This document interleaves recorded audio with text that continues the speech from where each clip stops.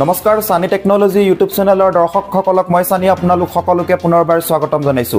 ৰাতিপুৱাৰ কেইবাটাও গুৰুত্বপূৰ্ণ খবৰ আপোনালোকৰ বাবে যুগুতোৱা হৈছে। গোটেই কেইটা খবৰে আপোনালোকৰ বাবে বহুতেই গুৰুত্বপূৰ্ণ, গতিকে আপোনালোকে ভিডিঅ'টো প্ৰথমৰ পৰা শেষলৈকে চাই থাকক। প্ৰথমটো খবৰে হৈছে এটা বিগ ব্ৰেকিং নিউজ।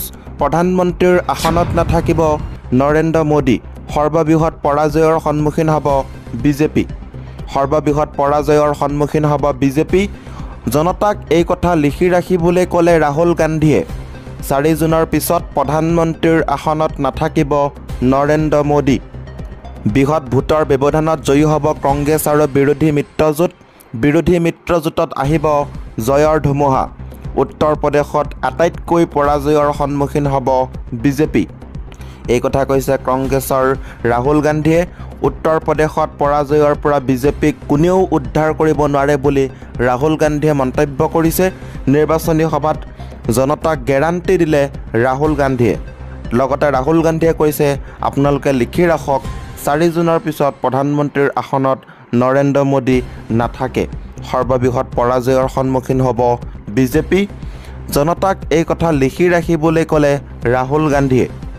লগতে কৈছে, যদি বিজেপিয়ে EVMত দুৰ্নীতি নকৰে তেনেহ'লে 100% বিজেপি হাৰিব, এই বুলিও মন্তব্য কৰিছে ৰাহুল গান্ধীয়ে। 2 নম্বৰৰ খবৰটি হৈছে, বিজেপিক কিয় 400 আসন লাগে? বাবৰি মছজিদৰ প্ৰসংগৰে উৰিষ্যাৰ নিৰ্বাচনী সভাত অসমৰ মুখ্যমন্ত্ৰী হিমন্ত বিশ্ব শৰ্মাৰ প্ৰচাৰ। মুখ্যমন্ত্ৰী হিমন্ত বিশ্ব শৰ্মাই পুনৰ এবাৰ ধৰ্মক লৈ ৰাজনীতি কৰিছে। উৰিষ্যাত কৈছে বৃহস্পতিবাৰে উৰিষ্যাৰ মালকানগিৰিত ভাৰতীয় জনতা পাৰ্টিৰ এক নিৰ্বাচনী সভাত অংশগ্ৰহণ কৰি স্পষ্ট কৰি দিয়ে যে বিজেপিয়ে লোকসভা নিৰ্বাচনত 400 আসন লাভৰ বাবে অহোপুৰুষাৰ্থ কৰিছে, কাৰণ কংগ্ৰেছে ৰাম মন্দিৰৰ ঠাইত বাবৰি মছজিদ পুনৰ নিৰ্মাণ কৰিব পাৰে। মালকানগিৰিত ৰাজহুৱা সভাত ভাষণ দি হিমন্ত বিশ্ব শৰ্মাই কয়, ৰাইজে আমাক প্ৰশ্ন কৰে যে আমি কিয় 400 আসন বিচাৰোঁ। আমি 400 আসন বিচাৰোঁ কাৰণ কংগ্ৰেছে ৰাম মন্দিৰৰ ঠাইত বাবৰি মছজিদ পুনৰ নিৰ্মাণ কৰিব পাৰে বুলি হিমন্ত বিশ্ব শৰ্মাই মন্তব্য কৰিছে উৰিষ্যাত। লগতে হিমন্ত বিশ্ব শৰ্মাই কয়, ভাৰতত যাতে বাবৰি মছজিদ কেতিয়াও পুনৰ নিৰ্মাণ নহয় তাৰ প্ৰতি লক্ষ্য ৰাখিব লাগিব।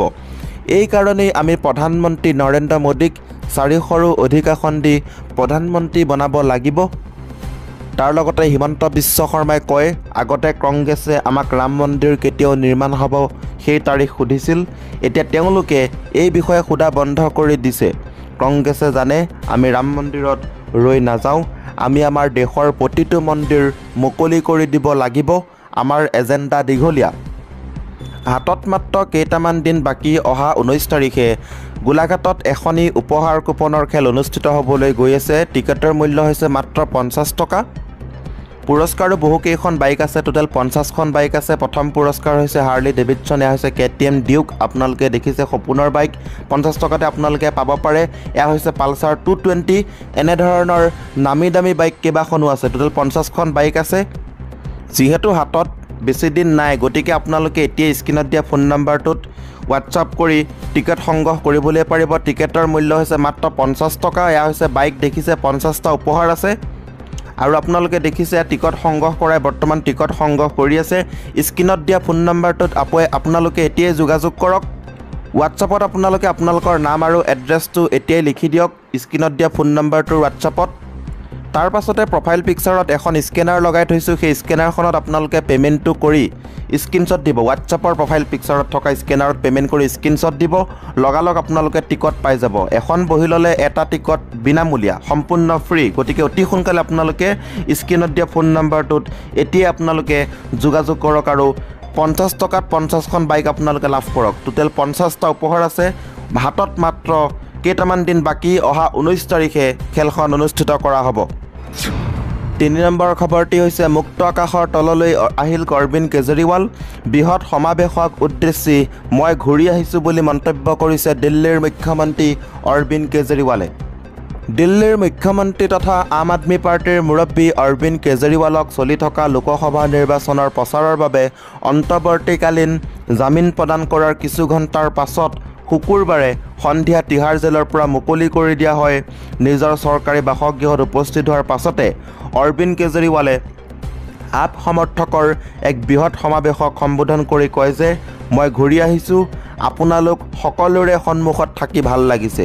মই আপোনালোকক কৈছিলোঁ যে মই সোনকালে উভতি আহিম। মই আপোনালোক সকলোকে ধন্যবাদ দিব বিচাৰোঁ। আপোনালোকে মোক আপোনালোকৰ আশীৰ্বাদ দিলে। মই উচ্চতম ন্যায়ালয়ৰ ন্যায়াধীশসকলক ধন্যবাদ দিব বিচাৰোঁ। তেওঁলোকৰ বাবেই মই আপোনালোকৰ সন্মুখত আছোঁ। আমি দেশখনক একনায়কত্ববাদৰ পৰা বচাব লাগিব। শনিবাৰে কৰ্ণট প্লেচৰ হনুমান মন্দিৰত সমৰ্থকসকলক সমাবেত হ'বলৈও মুখ্যমন্ত্ৰীজনে আহ্বান জনায়। ভগৱান হনুমানৰ পৰা আশীৰ্বাদ লোৱাৰ পাছত দিনৰ 1 বজাত দলৰ কাৰ্যালয়ত সংবাদমেল অনুষ্ঠিত কৰিব আপৰ মুৰব্বীগৰাকীয়ে।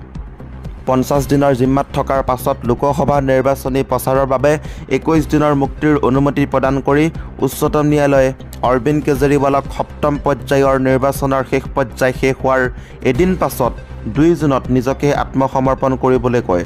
তেওঁক আদৰিবলৈ কাৰাগাৰ কমপ্লেক্সৰ বাহিৰত সমবেত হৈছিল কেইবাজনো আপ কৰ্মী আৰু নেতা। অৱশ্যে পত্নী সুনীতা কেজৰিৱাল, কন্যা হৰ্ষিতা আৰু আপ ৰাজ্যসভাৰ সাংসদ সন্দীপ পাঠকৰ সৈতে কনভয়ত মুখ্যমন্ত্ৰীগৰাকীয়ে কাৰাগাৰ চৌহদৰ পৰা ওলাই যায়। 4 নম্বৰৰ খবৰটি হৈছে মুখ্যমন্ত্ৰী ডক্টৰ হিমন্ত বিশ্ব শৰ্মাৰ 3 বছৰত সাধাৰণ জনতাই কি পালে আৰু কি নাপালে। 3 years of CM Himanta Biswa Sarma. 3 বছৰত মুখ্যমন্ত্ৰী হিচাপে কিমান সফল ডক্টৰ হিমন্ত বিশ্ব শৰ্মা, চৰকাৰৰ কাম কাজক লৈ কিমান সন্তুষ্ট সাধাৰণ জনতা, 10ৰ ভিতৰত কিমান নম্বৰ পালে ডক্টৰ হিমন্ত বিশ্ব শৰ্মাই, কোনে দিলে বেপাৰী চৰকাৰ আখ্যা, হিমন্ত বিশ্ব শৰ্মা চৰকাৰক কোনে দিলে বেপাৰী আখ্যা, সকলো সামৰি এই মুহূৰ্তত আপোনালোকক জনাব লৈছোঁ বিশেষ প্ৰতিবেদন। মুখ্যমন্ত্ৰী হিচাপে শুকুৰবাৰে 3 বছৰ সম্পূৰ্ণ হ'ল ডক্টৰ হিমন্ত বিশ্ব শৰ্মাৰ। মুখ্যমন্ত্ৰী ডক্টৰ হিমন্ত বিশ্ব শৰ্মা চৰকাৰৰ 3 বছৰীয়া কাৰ্যকালত কি উন্নয়ন কৰা হ'ল, ৰাজ্যবাসীৰ বাবে বিগত 2021 চনৰ বিধানসভা নিৰ্বাচনৰ সময়ত দিয়া প্ৰতিশ্ৰুতি পূৰণ কৰাত সফল হ'লনে মুখ্যমন্ত্ৰী ডক্টৰ হিমন্ত বিশ্ব শৰ্মা? এই সন্দৰ্ভত নগাঁৱৰ একাংশ সাধাৰণ লোকৰ মতামত ল'বলৈ ভাৰতৰ তৰফৰ পৰা লোৱা হৈছিল এক প্ৰচেষ্টা, য'ত বিশেষকৈ মূল্যবৃদ্ধিক লৈ তীব্ৰ অসন্তুষ্টি ব্যক্ত কৰে অধিকাংশ লোকে। বিপৰীতে চৰকাৰখনৰ উন্নয়নমূলক কামৰ কিছু সমষ্টিও ব্যক্ত কৰি 10 নম্বৰৰ পৰা মুখ্যমন্ত্ৰী ডক্টৰ হিমন্ত বিশ্ব শৰ্মা চৰকাৰক 5 নম্বৰহে দিব বিচাৰিলে অধিকাংশ লোকে। আনহাতে চৰকাৰী আঁচনিক লৈও একাংশই সন্তুষ্টি ব্যক্ত কৰাৰ বিপৰীতে চৰকাৰী আঁচনিয়ে সৰ্বসাধাৰণক কৰ্মহীন কৰা বুলি অভিযোগ উত্থাপন কৰে। আঁচনিয়ে মানুহৰ একো উন্নতি সাধন কৰা নাই বুলি মন্তব্য প্ৰকাশ কৰে কিছু লোকে।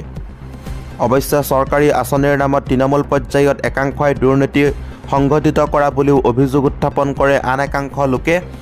প্ৰতিশ্ৰুতি অনুসৰি নিবনুৱাক নিযুক্তি প্ৰদানক লৈ সন্তুষ্টি প্ৰকাশ কৰিছে একাংশ লোকে। সমান্তৰালকৈ চৰকাৰখনক বেপাৰী চৰকাৰ আখ্যাও দিয়া দেখা গ'ল। মূল্যবৃদ্ধিৰ প্ৰসংগ উত্থাপন কৰি চৰকাৰখনে বেপাৰ কৰিব জানে বুলি উল্লেখ কৰে এগৰাকী লোকে। আজিৰ এই ভিডিঅ'টোৰ মাধ্যমেৰে আপোনালোকক কেইবাটাও গুৰুত্বপূৰ্ণ খবৰ দিব চেষ্টা কৰিলোঁ। যদি আপোনালোকৰ খবৰকেইটা শুনি ভাল লাগিছে, লাইক শ্বেয়াৰ সকলোখিনি কৰি দিব। ধন্যবাদ। জয় আই অসম।